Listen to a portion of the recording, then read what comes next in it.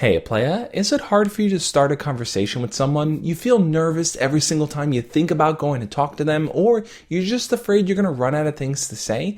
In this video, I'm going to explain how to start a conversation with someone for the very first time, what to say, how to get it going, and how to feel comfortable while doing it. This is the Just Beats, you're watching the Just Beat.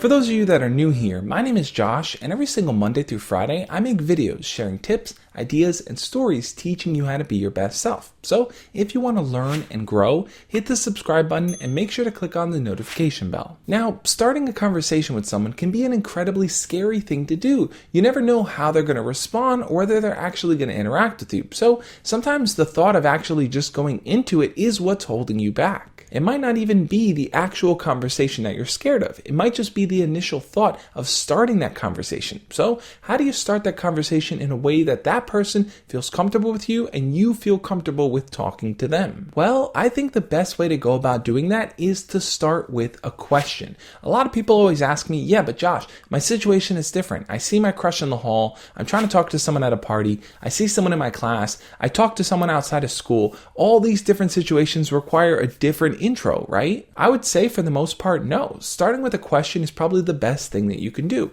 Sure, you may tweak it depending on your situation. Maybe they're in a group of people, or maybe they're by themselves. Maybe you're in a public place or in a more private setting. Either way, a question is a good way to kind of launch into getting a conversation going. So what type of question? Should it be something simple like, hey, do you know what time it is? I think instead the type of questions you're going to want to focus on are questions that add context to why you're speaking to them particularly. So here's an example. Let's say you want to talk to your crush, but they're surrounded by a group of people that you don't really know. Starting with a question is the best thing that you can actually do because you can get everyone there involved in the conversation, and in turn, your crush will start to feel more comfortable around you. The question might sound something like this. Hey, sorry to interrupt, but I wanted to get your guys' opinion on something. You look like a diverse group, so I'm curious to hear what you guys have to say. Me and my friends were having a debate on this topic, and I want to know what you guys think. The reason why something like that might work out is because you're adding context to the situation. A lot of times people jump into conversations without any context. They just approach their crush,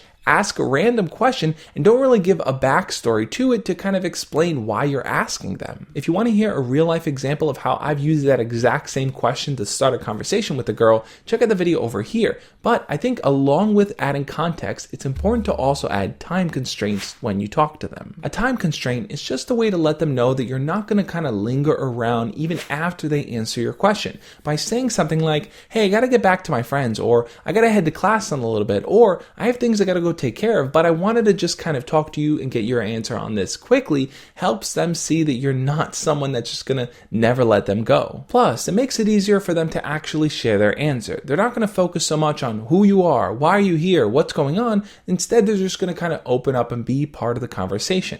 And I think another way to help them kind of also feel that way is to be half in and half out when you talk to them. To be half in and half out means you're not just straight up approaching them and just staring them down. Instead, you might want to stand a little slightly angled with your shoulder facing them and one shoulder facing out. So it seems like you're kind of just half casually talking to them and just kind of ready to leave whenever you have to. Ideally, what'll happen is as you start to talk to your crush more and you really start to get them to open up more, you might want to start to turn more to face towards them. That's going to show them that you're actually more engaged in the things that they're saying. You're not ready to just leave after you kind of get the answer that you're looking for. So another example might look something like this. Let's say there's someone you want to talk to just kind of sitting by themselves, playing on their phone and doing whatever, and you want to kind of approach them to start a conversation. Well, like I said, you're going to start with a question, but first, when you walk over to them, you're definitely going to want to kind of be half in and half out when you talk to them so that they see that you're not just kind of approaching them and hovering over them. Especially if they're sitting down, the last thing you're going to want to do is hover over them. But sure enough, you walk over to their table and you say, hey, sorry to bother you, but I got to head over to my friends, but I wanted to get your opinion on something.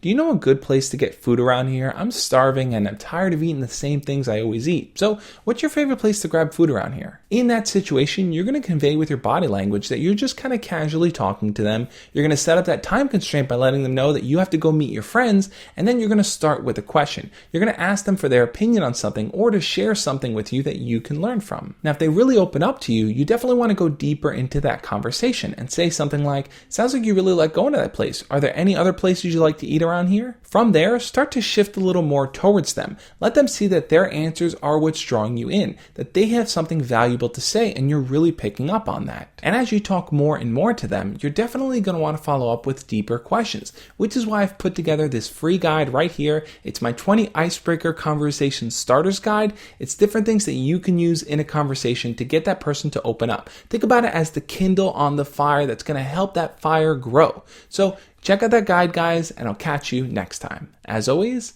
love and peace.